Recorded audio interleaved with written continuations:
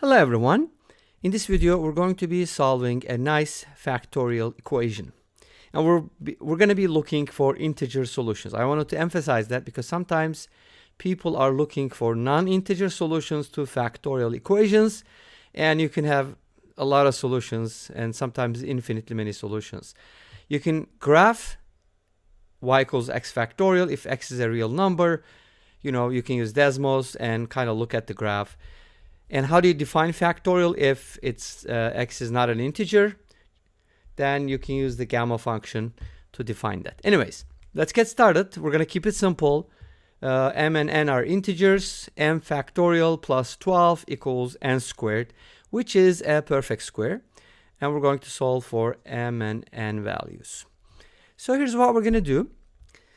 We're going to be using modular arithmetic. I made a video on Diophantine equations a while ago. You can go ahead and check that out here. And that'll give you an idea how modular arithmetic is used for some of the Diophantine equations, especially for linear ones, because it really reduces the problem, simplifies it, and in some cases you end up with a single variable and you can easily solve that. And then substitute and solve for the other. Okay, so anyways. How do you solve this using modular arithmetic? Modular arithmetic is helpful, especially with factorials. The last digits are very important, right? For example, 10 ends in 0, right? So 10 factorial obviously is a very large number, ends in 0. What about 9 factorial? It also ends in 0. 8, 7, 6, 5. Where does it stop? At 5 factorial, yay! Because 5 factorial is 120 and 4 factorial is 200, come on.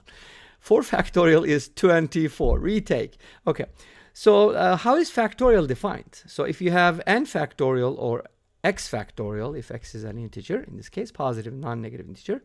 So you're kind of looking at the product x times x minus 1, dot, dot, dot, and 1, all the way down to 1.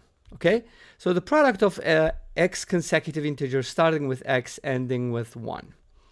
So this is significant, I can't talk today, because anything after 5 factorial is going to have a 0 at the end. So why is that significant? Because when you add something that ends in 4, for example, think about it. If you add 4 factorial and 5 factorial, this is going to end in 4. This is going to end in 0. So the sum is going to end in 4, right? Makes sense? So the last digit is basically determined by the sum of those. So here, that's what we're going to look at. I know I talked too much, but I just wanted to give you a basic idea. So if m is greater than 4, then we have 5, 6, 7, 8, 9, 10, whatever. Then m factorial is going to end in 0. Right, starting with 5 factorial. So mod 10 is going to be 0, but I don't want to look at it mod 10 because there's a better way to look at it, which is mod 5. Mod 5 also kind of concerns the last digit in a different sense. If a number ends in 3, it's 3 mod 5, but if it ends in 8, it's also 3 mod 5. Make sense? Okay, hopefully it does, but check out the video on modular arithmetic. I believe I also made a video on modular arithmetic. If I didn't, I should make one. So m factorial is going to be 0 mod 5. Make sense? Great. So what is that supposed to mean though? So we're going to be looking at this equation from a mod 5 perspective. In other words, we're going to be looking at the remainders when all of these numbers are divided by 5. And obviously, it should always check. So if an equation is true for general or in general, then it should also be true for specific cases like mod 5, mod 3, mod 4, any mod, right? Because we're basically looking at the sum of remainders. Make sense? Okay, so how can I use this information though? Well, m factorial 0, 12 is 2 mod 5. So their sum is m factorial plus 12 is 2 mod 5. Awesome. So what is that supposed to mean? So we have something that is 2 mod 5, and we're talking about n squared. So this means n squared is 2 mod 5. But is that possible? Can a perfect square end in 2? Think about it. 12 22, 32, 42, 52, 62, 72, 82. No, none of them does. But why is that happening?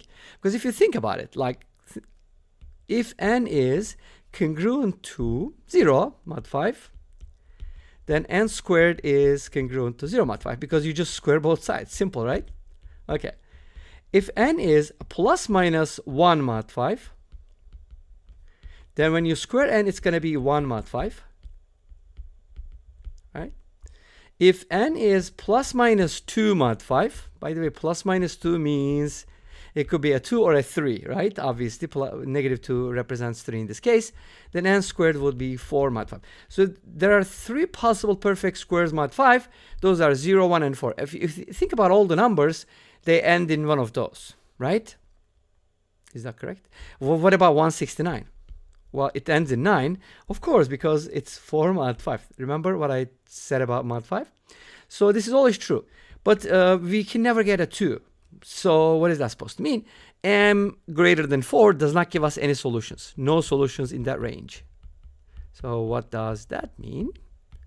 It means all solutions, if they ever exist, must be less than or equal to 4. So m must be less than or equal to 4. Since we're looking for non-negative integers, m could be 0, 1, 2, or 3, or 4. Okay, 5 values. But how do we know which one is which, right?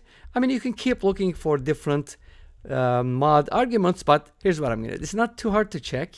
5 cases only. And you could probably immediately see 0 factorial and 1 factorial are both equal to 1, so it's going to give you the same thing. If m is 0, 1 plus 12 is not a perfect square. It's not going to work. If m is 2, 2 factorial plus 12, nope.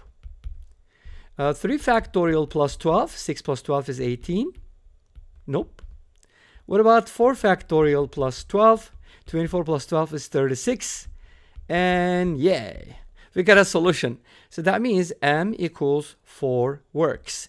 But m equals 4 implies n equals 6. Remember, we're not looking for negative values. We're only looking for non-negative values. So that's going to be the only solution for our equation 4, 6. Now, could we solve this problem from a mod 10 perspective?